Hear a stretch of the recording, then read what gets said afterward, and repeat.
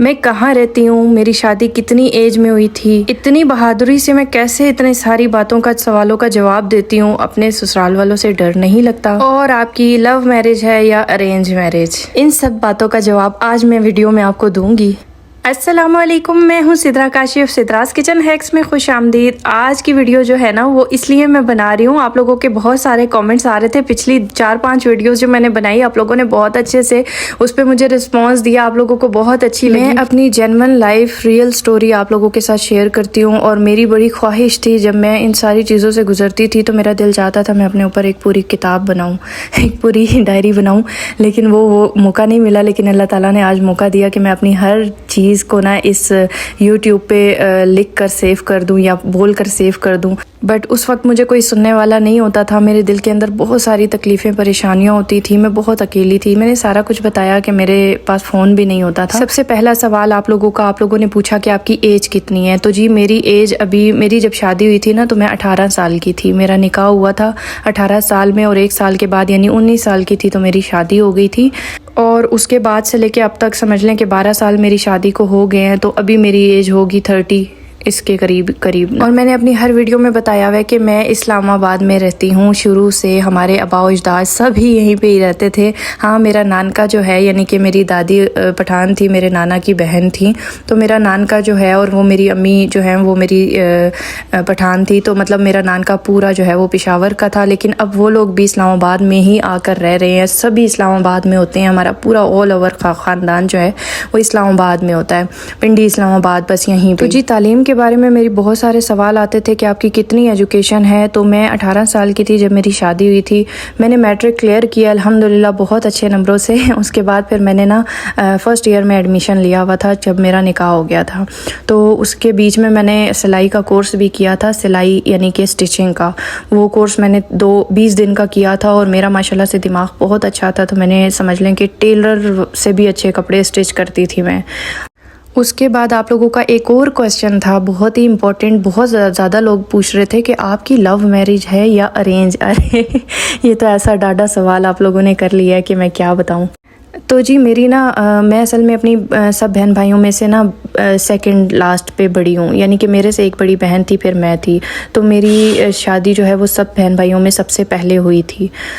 میرا رشتہ نا میری سگی پھوپھی ہیں, انہوں نے بہت زیادہ بچپن سے, سمجھ لیں کہ ان کو بچپن سے شوق تھا کہ میں کروں گی بھائی کی بیٹی. اب کس وجہ سے کروں گی, ضد سے کروں گی یا پھر بدلے لینے کے لیے کروں گی, یہ ہمیں نہیں اس کا اندازہ تھا. خیر انہوں نے رو دھو کے 3-4 سال لگاتار آتی رہی, رشتہ مانگتی رہی. میرے ابو کہتے تھے یہ تو چھوٹی ہے ابھی, اس کی تو شادی ابھی نہیں کرنی, اس سے بڑی والی بھی بیٹھی ہوئی ہے. بڑی والی کا 1-2 دفعہ انہوں نے مانگا بے دلی سے, لیکن ان کو پتا تھا کہ وہ میری دادی کی لاڈلی تھی بڑی والی, تو اس کا رشتہ دادو میری نہیں دے رہی تھی. لیکن میرا رشتہ انہوں نے رو دھو کے 2-2 3-3 سال یہ ریگولر آتی تھی, روتی تھی دھوتی تھی, مجھے میرا بھائی رشتہ نہیں دے رہا, اور میرے ابو نے آخر کار فیصلہ کر ہی لیا دینے کا. کوئی لو میرج نہیں تھی, کاشف کی طرف سے بھی نہیں, میری طرف سے بھی نہیں. اور میں کاشف میرے سے عمر میں قریباً 8 سال بڑے ہیں, 7 سال بڑے ہیں. تو ہم لوگ جب بچپن میں کھیلتے تھے تو کاشف کے ساتھ میں بہت ڈرتی تھی, انہیں بھائی بولتی تھی, اور میرا یہ نہیں تھا دماغ میں بالکل کہ ان کے ساتھ میری شادی ہو جائے گی. خیر شادی ہو گئی, اور انڈرسٹینڈنگ اس کے بعد بننے کا ٹائم ہی نہیں ملا. بس شادی کے بعد آپ کو پتہ ہے کہ میں نے بتایا کہ ساری چیزیں میں نے کس طرح فیس کی. اس کے بعد بالکل ماں باپ سے نہیں ملنے دیا گیا, ساری چیزیں, بہت سارے الزام لگے, بہت ساری چیزیں ہوئیں. ماں باپ سے 7 سال نہیں ملنے دیا. کاشف کی جاب ایسی تھی, وہ صبح جاتے تھے, رات کو 12 بجے گھر گھستے تھے, تو اس میں بالکل ان کو کسی چیز کا نہیں پتہ ہوتا تھا کہ میری بیوی کے ساتھ کیا ہوتا ہے کیا نہیں ہوتا, نہ ہی میں بتا سکتی تھی, کیونکہ میری ساس غصے کی بہت زیادہ تیز تھی. اور نند بھی سمجھ لیں کہ وہی چیز تھی, میری ایک ہی نند ہے, اور اللہ معاف کرے میں کچھ بھی نہیں کہوں گی کسی کے بارے میں. بس میں یہ کہوں گی کہ انسان کے اندر تھوڑا سا خوف ہوتا ہے, اللہ تعالیٰ کا خوف ہوتا ہے, وہ ان لوگوں کے اندر بالکل نہیں تھا کہ ہم کسی کی بیٹی کے ساتھ اگر کچھ بھی کریں گے تو اللہ تعالیٰ کو جواب دینا ہے. بس جو ان کے دل میں آتا تھا, جیسا آتا تھا, یہ لوگ ویسا برتاؤ کرتے تھے. سمجھ لیں کہ بہت چھوٹی عمر تھی میری, اور مجھے ان چیزوں کا اندازہ نہیں تھا کہ شادی کے بعد کیا کیا چیزیں ہوتی ہیں, لوگ کس کس طرح کے ہتھ کنڈے آزماتے ہیں, کیا کیا چیزیں کرتے ہیں. بس مجھے جو بھی چیز ایسی تکلیف دہ لگتی تھی تو میں رونے بیٹھ جاتی تھی, اس سے زیادہ میرا بس کسی چیز پہ نہیں چلتا تھا. میں نے اپنی پوری سٹوری آپ لوگوں کے ساتھ شیئر نہیں کی ابھی. بہت ساری ایسی چیزیں ہیں جو ابھی مطلب میری لائف میں ایسی ہیں کہ جنہیں سن کے آپ لوگوں کے نا آنسو گرنے بند ہی نہیں ہوں گے. لیکن میں نے ابھی آپ کے ساتھ کچھ چیزیں شیئر کی. آنے والے وقتوں میں انشاءاللہ میں بہت کچھ آپ کے ساتھ شیئر کروں گی. آج جو ویڈیو میں بنا رہی تھی وہ آپ کے کویسچنس کو لے کر تھی کہ آپ نے کہا کہ سسٹر آپ کے اندر اتنا ہمت اور حوصلہ کیسے آتا ہے کہ آپ کسی بھی بات کا جواب ایسے دے دیتی ہیں یوٹیوب پہ. آپ کو ڈر نہیں لگتا آپ کے شوہر سے, آپ کی ساس سے, آپ کی نند سے؟ تو دیکھیں میں ایک چیز آپ کو بتا دوں کہ ڈر ایک حد تک ہوتا ہے, ٹھیک ہے. جب آپ کا کوئی آپ ڈر کے زندگی گزار رہے ہوتے ہو نا, اور وہی لوگ آپ کے گلے پہ بار بار پیر رکھ رہے ہوتے ہیں, آپ کو اس سسٹم سے گزارتے ہیں, اس تکلیف سے گزرواتے ہیں جس تکلیف سے آپ گزرنا نہیں چاہ رہے ہوتے. آپ کا ڈر آہستہ آہستہ ختم ہوتا جاتا ہے جب آپ بہت زیادہ تکلیفوں سے گزرتے ہو. ایک وقت ایسا آیا میری زندگی میں کہ میرے ابو کو ہارٹ اٹیک ہو گیا تھا. تو ہارٹ اٹیک کے بعد میرے ابو کا جب بائی پاس ہوا تھا تو سمجھ لیں آدھا ڈر میری زندگی کا اس دن ختم ہو گیا تھا. کیونکہ ماں اور باپ کی تکلیف ایسی ہوتی ہے کہ جب اولاد ماں باپ سے اتنا عرصہ نہیں ملتی نا تو وہ زیادہ محبت کرتی ہے اولاد ماں باپ سے. اور پھر اس دن پہ آدھا ڈر میرا ختم ہو گیا تھا. سمجھ لیں پہلا جو میرے دل کی آواز تھی نا وہ میں نے بول کے جو غصہ میں نے نکالا تھا وہ میں نے اپنے باپ کی اس طرح ہارٹ اٹیک پہ نکالا تھا, ٹھیک ہے. میری ٹینشن لے کے میرے ابو کو ہارٹ اٹیک ہو گیا تھا, بائی پاس ہو گیا تھا, دل کے 3 وال ان کے بند تھے, 25% پہ ان کا دل کام کرتا تھا. تو ڈاکٹرز نے ان کا فل بائی پاس کیا ٹانگ تک, جیسے ہوتا ہے نا اوپر سے لے کے ٹانگ تک کٹ لگانا وہ سارا. اس کے بعد پھر میری زبان تھوڑی سی کھل گئی. میں نے جو ریئیکٹ تھا, جو تکلیفیں تھی وہ منہ پہ لانی ظاہر کرنی شروع کر دی, میں نے بولنا شروع کر دیا. سیکنڈ جو مجھے بہت بڑا صدمہ اور بہت بڑی ہمت ملی نا وہ مجھے میری والدہ کی ڈیتھ کے بعد ملی. اس کے بعد تو سمجھ لیں کہ مجھے وہ ڈر اور خوف ختم ہی ہو گیا کہ میری زندگی میں میری امی سے بڑھ کے کچھ بھی نہیں تھا. اور میری امی جب مر گئی نا تو سمجھ لیں کہ میری زندگی ٹوٹلی ختم ہے. اب مجھے کسی چیز کا ڈر اور خوف نہیں ہوتا. اب میرے ساتھ کاشف زیادہ سے زیادہ کیا کریں گے یا ان کی ماں کیا کریں گی, میں ایسا نہیں کہتی کہ کاشف برے ہیں. کاشف برے نہیں ہیں, کاشف مجبور ہیں. 2 رشتوں کو لے کر چلنا مرد کے لیے بہت مشکل ہوتا ہے. لیکن میں یہ بھی کہوں گی کہ ایٹ لیسٹ اگر کوئی عورت آپ کے لیے اتنی ساری چیزیں برداشت کرتی ہے, آپ کو سپورٹ کرتی ہے, آپ کا سہارا بنتی ہے, تو مرد کو تھوڑا سا بھولنا چاہیے, جو کہ کاشف میں نے نہیں دیکھا. کاشف کو شاید یہی لگتا ہے کہ میری ماں ہے, میں ان کے سامنے بولوں گا تو بدتمیزی میں آ جائے گا, ایسا بھی ہے. لیکن چلیں کوئی بات نہیں, وقت ہے گزر جاتا ہے. میں نے اپنی زندگی بہت ٹف گزاری کیونکہ دیکھیں سپورٹ ہوتی ہے نا تھوڑی سی, وہ بھی نہیں تھی میرے حصے میں.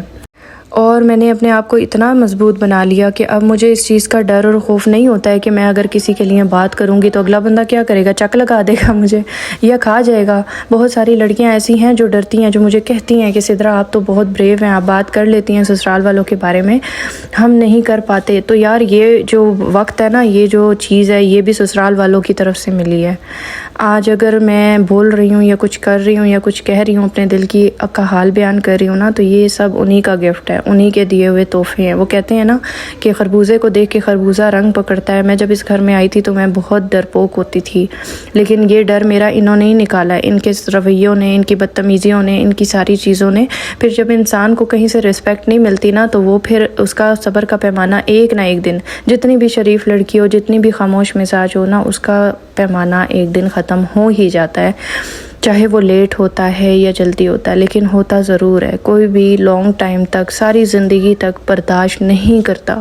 اور پھر جب ماں یا باپ میں سے کوئی آپ سے بچھڑتا ہے نا, سمجھ لیں اتنی تکلیفیں دیکھنے کے بعد, یعنی کہ میری امی نے میری کوئی خوشی نہیں دیکھی, وہ اس دنیا سے چلی گئی.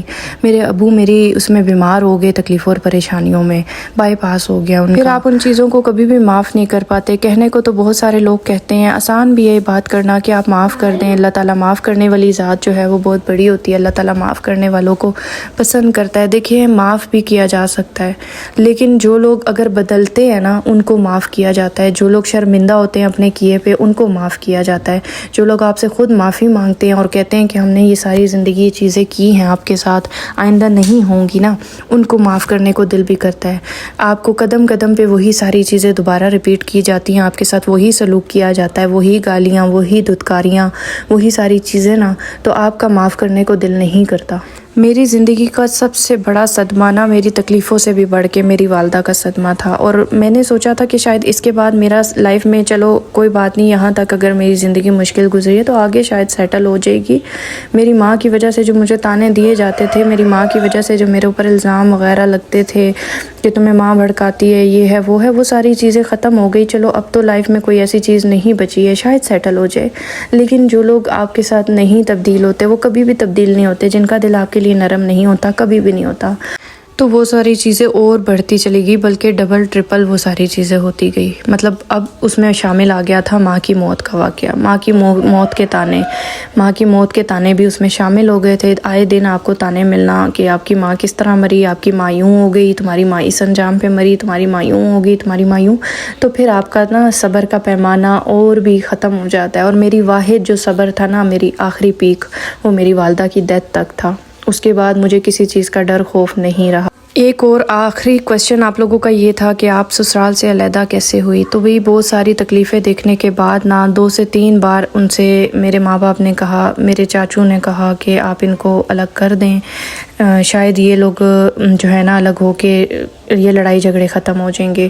تو خیر الگ تو ہم کبھی بھی نہیں ہوئے، اس طرح سے نہیں ہوئے کہ الگ گھر میں شفٹ ہو گئے ہوں، وہاں پہ بھی ایک کمرے میں الگ کر دیا گیا تھا، اور وہ بھی بڑی مشکل سے کیا تھا۔ وہ تو اتنے لڑائی جھگڑے گزرے تھے، اتنا کچھ گزرا تھا کہ میں بتا نہیں سکتی۔ وہ جو چیزیں تھیں نا وہ بھی میرے سامنے آتی ہیں، تو میں سوچتی ہوں کہ اللہ معاف کرے۔ یعنی کہ کیا مطلب آپ کسی کی بیٹی کو سکھ میں رہنے نہیں دے سکتے، یعنی کہ آپ اپنی کسی کی بیٹی کو اپنی مرضی سے پکانے اور کھانے نہیں دے سکتے، یعنی کہ آپ کا بس کسی پہ اتنا چلتا ہے کہ آپ کہیں کہ اگلا بندہ اپنی زندگی میں اپنی سانس بھی اپنی مرضی سے نہ لے۔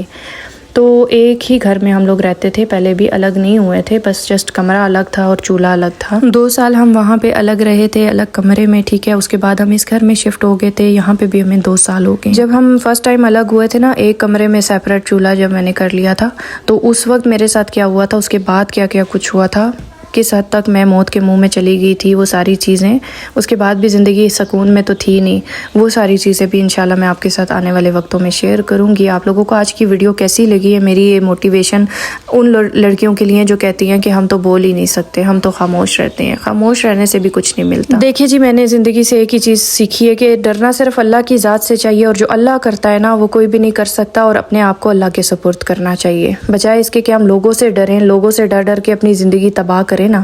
ڈر صرف اس ذات کا ہونا چاہیے، اور اپنے آپ کو اس پر رکھ کر آپ لوگ اپنی زندگی گزاریں، ٹھیک ہے۔ باقی انتقام لینے والی اللہ کی ذات ہوتی ہے، ہم لوگ کوئی انتقام نہیں لے سکتے، کیونکہ جو اللہ تعالیٰ کر رہا ہوتا ہے وہ بڑا بہترین ہوتا ہے، وہ سب بہت اچھے سے کر رہا ہوتا ہے۔ تو آج کی ویڈیو آپ لوگوں کو کیسی لگی کامنٹ باکس میں ضرور بتائیے گا۔ انشاءاللہ پھر سے حاضر ہوں گی اچھی سی موٹیویشن کے ساتھ۔ اللہ حافظ۔